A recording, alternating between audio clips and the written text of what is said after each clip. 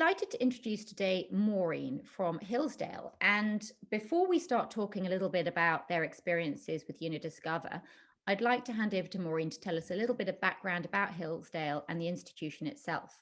Maureen, over to you. Thanks, Ruth. Hillsdale College is a small private liberal arts college in South Central Michigan. We are classified as highly selective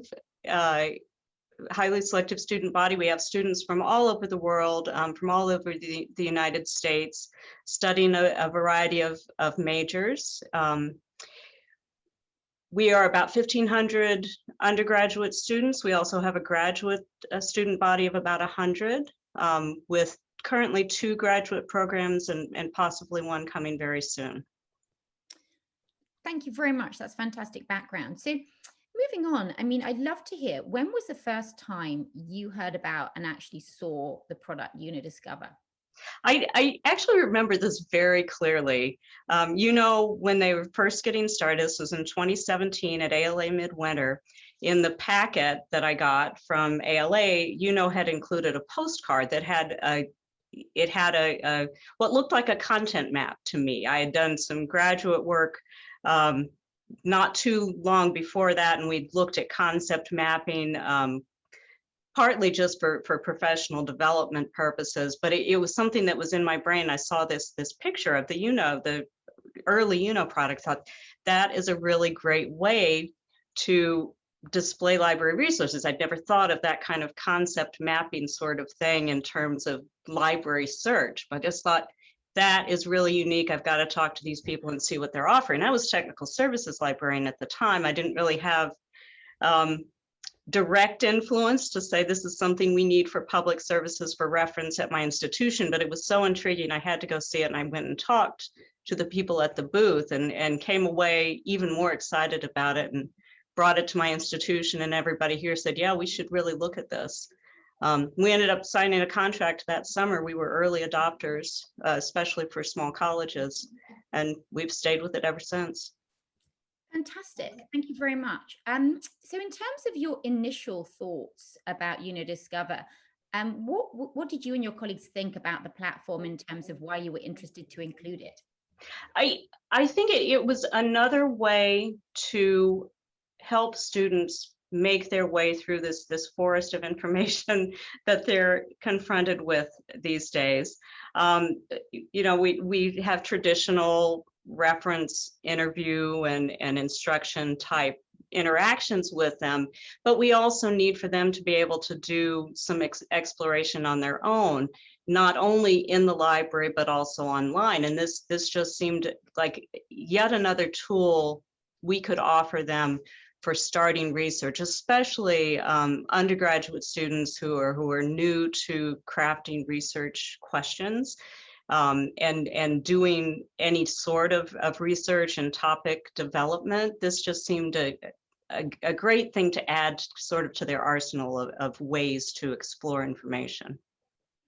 Thank you. Yeah, we do hear quite often from libraries that students often struggle with formulating their first search query, because if you're studying a new topic or a new course, you won't necessarily be aware of the vocabulary. So that really resonates. And in terms of the other things, I think, as we all move into this digital electronic environment, one of the other comments I hear from people around things like serendipity, so the serendipity that you might have had when you wandered around a library, and things like interdisciplinary research. What are your thoughts on those 2 areas and about how this might be helpful there? Oh, absolutely. Absolutely. Students do not know the terms of a discipline that they're studying, especially when they're beginning that study and they're assigned to write a paper in a discipline that they are clueless about, frankly. Having that visual interaction, the visual tool to start that process, and as you say, serendipitous discovery, an online tool for that's something in addition to browsing the stacks, the traditional method of discovery. Just very valuable. I think we've seen it in practice as well as in theory at Hillsdale, that students actually are exploring topics this way, in addition to coming in and browsing our extensive book collections. We still have books and we encourage people to use them, but we want to supplement that with things that can be used online. Thank you. So I think in terms of visual discovery, I think it's sort of a common theme. And I think we all sort of know intuitively that people respond to visual resources. They're very much more engaged, etc. When we first founded and I started talking to people, there had been a history. I think librarians were some of the pioneers really of giving a visual kind of discovery environment. But I think preceding the technology simply hadn't been up to it. So people who had encountered this type of visual product had actually found it possibly maybe a little bit clunky, or it wasn't really very interactive. So although you saw, for example, a knowledge graph, it wasn't a knowledge graph that was clickable, and it wasn't something that you could reconfigure. I mean, how do you see the kind of current product in terms of enabling visual learning? Does it live up to the expectations? I think so. And there's just so much promise there. I know has done a lot of artificial intelligence, delving into the use of AI and this sort of thing. And I think it's very promising. And as I say, it is working. The product is already helping students discover things they probably wouldn't have discovered otherwise, even in the stacks. I think, there's more information online that they can explore than there is in the stacks. And so in a way, they're able to explore more broadly virtually than they would be in person, even with a very large collection. But yeah, I think the use of AI to enhance that is just absolutely going in the right direction. Fantastic. So I think in terms of the product, it's a product that fits into the existing ecosystem. So people will typically have a traditional search tool which provides a list, and they may also have other things. And when I'm talking to people, people often are concerned that when they integrate Discover into their existing environment, it could be quite a heavy lift. So we've been delighted over the past several years to be working with the team at Ex Libris and integrating with the Primo product to make it as seamless as possible. But I'd love to hear from your perspective. How did you find the integration process with Primo? Amazingly simple. We are brand new Primo users, and I'm just kind of helping out. We're trying to get Primo going and Alma going at Hillsdale before classes start, which happens next week. And so it's kind of an all hands on deck. And so as library director, I'm actually getting my hands in and doing some of this work myself. And so I took this on myself, and literally it took 5 minutes with the Alma and Primo integration. Installing the widget was super simple. We as I've spoken with staff, we would like to put it somewhere else, and so we're exploring other options, more customization, but the initial installation was just amazingly easy. And Maureen, was that something you did yourself, or did you need any technical support to help you? Nope, Corolla sent me the instructions and I installed it. It was so simple.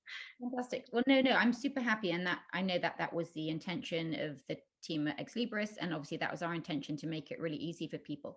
And just in terms of Discover itself, do you offer training for your staff or for your students? And what would you consider as necessary? So obviously part of it is the technical side and part of it is the rollout side. What are your thoughts there? Especially we sort of aim with this with everything we offer, but we hope that it's self-explanatory, that people will just discover it and start using it. And so what I'd like to see is that we incorporate it in the catalog so that it's kind of always there. That people do a search in the catalog and results display alongside the textual bibliographic information about the resource that is discovered with the search, and that people explore it that way. We do introduce it some. We do not have a required library instruction course at Hillsdale, but we do enter the classroom to sort of one-shot instruction sessions in classes, and we have a lot of classes come into the library for instruction. And so we're introducing at those points, but we don't talk with every single student every year. And so we try to put it out there so it can be discovered without our further intervention. It's great to hear. So Maureen, thank you so much for joining us here today, and thank you for sharing your thoughts about Discover, and also a little bit about Hillsdale itself. And I know that you're going to be here for the Q&A session later in case people have more detailed questions. So thank you again. Thank you.